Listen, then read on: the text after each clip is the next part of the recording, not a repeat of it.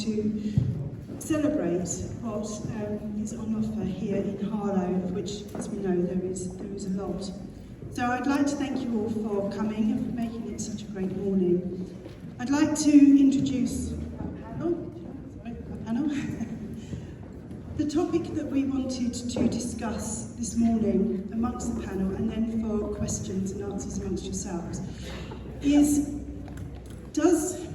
looking at the economy and what the media is telling us we're moving into in terms of recession, etc. How does a local economy come together to support itself through difficult economic times? Local businesses, the private and the public sector coming together to work together to move forward through tough economic circumstances. So Robert from my team will be facilitating the panel. We have some brilliant speakers from the council, from the private sector, from the NHS. So please do be ready with your questions for them. And for a general discussion and a debate, which is what we're trying to engender here. Once we're finished, there will be some lunch, and you can go back to working and looking with the exhibitors. I hope there's been a lot of business done, and I hope there's a lot more business to do after the discussion. So thank you very much, and I'll hand over to Robert now.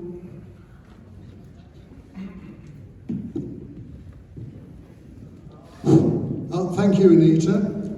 Right, what I'm going to do is I'm just going to ask each panellist to give a short, hello Glastonbury, to give a short introduction to themselves and a couple of headline points that I might wish to make on the subject before we open it up to wider discussion. And I do have orders that nobody's going to get any lunch until you've asked some questions. So what time is lunch is not going to be an acceptable question. Okay. I'd like to first invite Councillor Joel Charles, the Cabinet Minister, the Cabinet Member, I beg your pardon, for Business and Community Business and Community Resilience at Harlow Council to start us off, please, Councillor Charles. Well, thank you, Robert. It's reshuffle season, so I'm very grateful for that.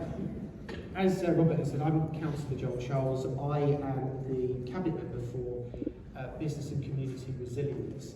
I also come to this business exhibition as someone who is a director at a UK and Irish business group that actually is headquartered in Essex. So I'm acutely aware of the challenges that businesses, small, medium-sized and larger, are facing at the moment. And we're going into what I think is a challenging winter period. Harlow Council is aware of that, and all I would say in my opening remarks is that we recognise our role as an enabler to support resilience within the business community, to listen and learn about your own individual stories. But what I want to get out of this discussion is what we can do constructively together, working in collaboration to steer ourselves over what will be, and I do not gloss over it, a challenging winter period. So I look forward to the discussion, and thank you for inviting me today. Okay, thank you, Councillor Charles. I'd now like to ask Tony Porter from Red Church Brewery to give his views and introduce himself. On the Minister or on my own? I don't think we want to. Good morning, everyone. I'm Tony Porter. I own the Red Church Brewery. I know some of you know who we are because lots of people don't like your beer as I walk around. I don't know if they're looking for a free sample, but I think Emma's got some of the Stork Valley over here. So yeah, I'm here because I bought a brewery before lockdown, which was visionary, in Harlow. I'm not from Harlow. You can probably tell from my accent. I'm a South Londoner. But I now live in Warwickshire, which is ideal when you own a brewery in Harlow. But nevertheless, I think one of the reasons I'm here is because we had to completely reinvent Red Church pre-lockdown. And we had a business that sold to the trade that didn't exist. So we had to find a way of keeping our business going. And frankly, we changed our complete model and started selling to the consumer in and around Harlow. And through that methodology, we've now met lots of businesses. I've worked with Emma, I've worked with the guys at the council, we've had numerous functions. So we've reinvented ourselves at Red Church. We've got a tap room that's open every week. We run charity events, we run seminars for people, we allow people to use the space. So we do more than just make beer. And I've met lots of local businesses, and I'm very happy to discuss how I think that you can find partnerships in and around Harlow that will be mutually beneficial. And I think that's the one thing I'm going to say. Too many people in businesses go into a partnership with a one-sided view. They want something from the other person. You've got to give something before you can expect something. So you have to take that in mind in terms of my vision of what a partnership really is. Thanks, Tony. I'd now like to invite Ian Tompkins, who's the Director of Corporate Services from the NHS West Essex Clinical Commissioning Group. Please, Thanks, hi everybody. So firstly, my title's changed. Constantly restructuring in the NHS, like local government, I guess. But yeah, so I'm a Director of Partnerships and Health Equity for West Essex. Not just in the NHS really, but doing a lot in social care. Where we're coming from, I guess, is that only 20% of our overall well-being, all of us, is dependent on clinical care. 40% is driven by socio-economic factors, so education, employment, and so forth. And obviously from an NHS point of view, we're one of the largest, if not the largest employer or organisation collectively in the UK. But so we have a responsibility, not just for employing people, and obviously like local government, the NHS isn't just doctors and nurses. We employ all sorts of different professions and occupations. But we also have a role as part of a wider Essex-wide community. I don't know whether people are familiar with the term Anchor Institute or Anchor organisations, and we're one of those, and I'm very passionate about that personally, in terms of not just giving people employment opportunities, but creating prosperity through procurement, yes, of course. The NHS has some very big national procurement frameworks which we have to adhere to, but equally there are opportunities, and we want to create opportunities for local businesses to be able to support and gain from supplying services, not just to the NHS, as I say, but social care and that wider health and care network. And set up my business.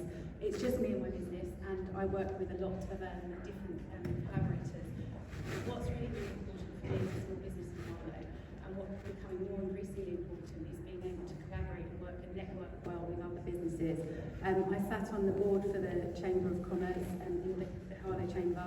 I sat on the Discover Harlow Initiative, and I've been to the BNI events locally, and I sit on the Women in Business networking events as well. And it's amazing how many businesses don't know about the other businesses that are locally available to them, and what skills we have locally. And I think that's massive. I think that's something we really need to work on. Okay. Right. Thanks, the panellists. On directory concept you were talking about, and it's just making sure that this is all very well having an online directory, but it's just making sure there's regular engagement, regular content being posted that's actually interesting and engages other businesses. And there's events as well. There are regular events where people can meet up and talk and share ideas. And I think that's so important, rather than obviously the online directory on its own won't fix the problem. Okay, we've got another question from Nikki. Well, no, just carrying on from there. If we're going to put an online directory together, then you've also got to police the quality of the people who are going on there. You've got to make sure that they're the right people, because it's not going to promote Harlow if anyone can go on. For example, I run a courier business. If I have someone goes on there who hasn't got courier insurance or goods in transit insurance or doesn't do it the right way, that should be policed. So if we are doing the directory, it's got to be of the right people. Nice. Just on from there, Robert, I was going to ask you really, do you think enough is being done to promote the awareness of what goods and services are available in Harlow and the surrounding area? And if not, what else can be done? What can we do? Anybody like to come in on that? Yeah, I think Harlow, I don't like the term myself, forgive me, marketeers. Harlow's a brand, you know, it's what's its offer. So I think it's absolutely vital that we establish what the offer is and what we know Harlow's strengths are. I'm not from the area originally, but I've been around the area now for 3 or 4 years. And I think it's when you name other places like Basildon, what's Basildon about?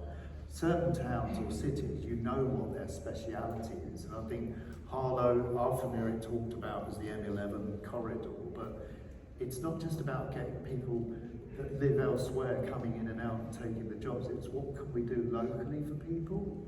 So I think it's important that kind of mapping, what the offer is and what's unique about Harlow, what is its offer, and the strength of that community. You're absolutely right about the quality of information on directories and so on, but I think that work can reap real benefits. It's certainly something I was personally involved with in East London a lot, about ultimately raising aspiration, not just of the community, but the business community as well. But they feel they're confident, they've got some kind of future, and there are opportunities to go forward. Someone described yesterday the cost of living as a headwind, the cost of living crisis. Yes, it is, but it's also an opportunity, because certainly in the public sector, what COVID did for all of us was brought us all together. If that hadn't happened, we'd just continue operating in those silos, and it's creating that same thing, I think, in the private business sector, to build that bond, that network that then becomes infectious and then attracts that kind of assurance, not just from procurers, but also from people locally to go into jobs. Councillor Charles, First of all, I take the point about quality assurance, and not to invent some work for Julie here, but I think there's a role for the council, but I would also throw back the conversation to the business community about how we police that and make sure that we have reputable businesses that share the values that we all subscribe to about achieving business growth, greater business growth. The ethical social mission, Ian has rightly talked about the cost of living challenges and poverty in certain parts of the town, and how the business community want to engage with us, because we don't want to be in a position where we're mandating certain ways of doing things to the business community. We want you to engage in that two-way conversation that I said at the beginning about how you want to shape this going forward. That will be a feature of what I will be launching with officers soon around the economic development strategy, that we want to engender that conversation. When we talk about goods and services, about how we bring that all together, they're historically in the town, and again, this is about learning lessons, and we're all guilty of this. There hasn't been that coordination, and we want to bring that together, not just as a council, but with you as businesses, to achieve better communication around the types of opportunities that businesses on a bilateral basis may want to have a discussion about, because that will serve their commercial ambitions going forward and help them grow. And engendering that is absolutely pivotal in what will be a difficult 18 months if you go by what the Bank of England is saying about the state of the national economy.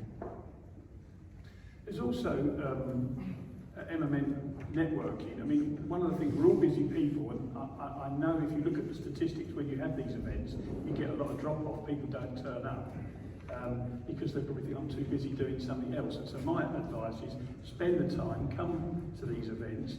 You've got to come and give something. I had the other Emma over there she texted me over and said, there's a guy at the stand wants to buy your beer. You have to be, if you really want to network properly, you have to be selfless as well. You have to think, if you want to be part of the community, it's got to be about everyone, not just, they're not interested in my product, so I'll move on. I've worked with Emma, she's introduced me to more people than anyone else in this town, and I try and do the same. You've got to have a two-way, it's got to be two-way, and you've got to invest the time. There's no magic formula for panels, for councils, for portals. Sometimes it's just committing to your own business, working really hard. Working with other people, make sure you're prepared to give before you receive. That's what I was going to say. I was actually going to say that. It's about preparedness and planning, right? So we know there's large projects coming to Harlow. We know something like 10 billion, isn't it, coming to Harlow in the next 10 years. If we plan it correctly and there's a strategy in place, I don't see why it can't help the local economy.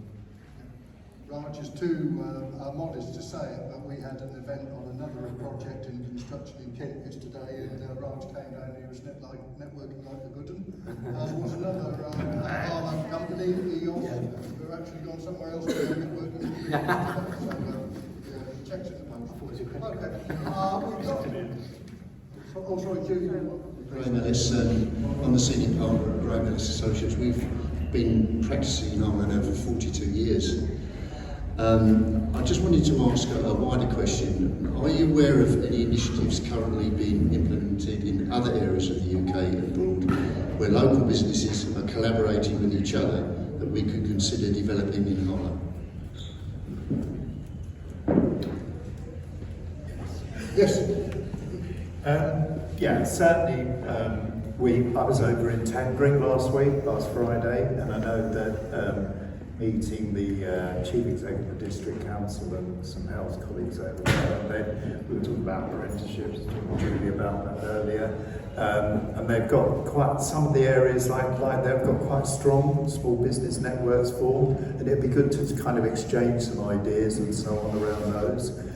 Also, there's been a lot of work done in Leeds that I'm aware of, and Manchester, all right, bigger places, but nevertheless, it's about that coordination and that willing desire to get things done that's there. So, yeah, there are some other places that we can.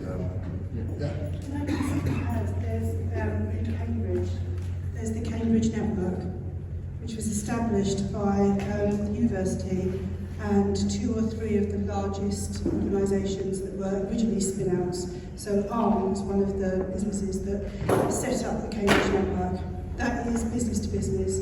If you want a job in Cambridge, you go to the Cambridge Network job board. If you want to network and get business in Cambridge, you become a member of the Cambridge Network.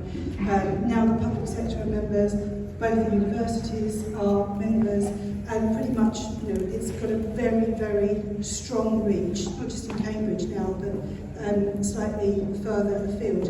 That is an exemplar of how networking works. It was started by the private sector. And that is a key factor, I think, in this. It is started by the private sector, it is run by the private sector, and it collaborates with the public sector. That is a key part of it.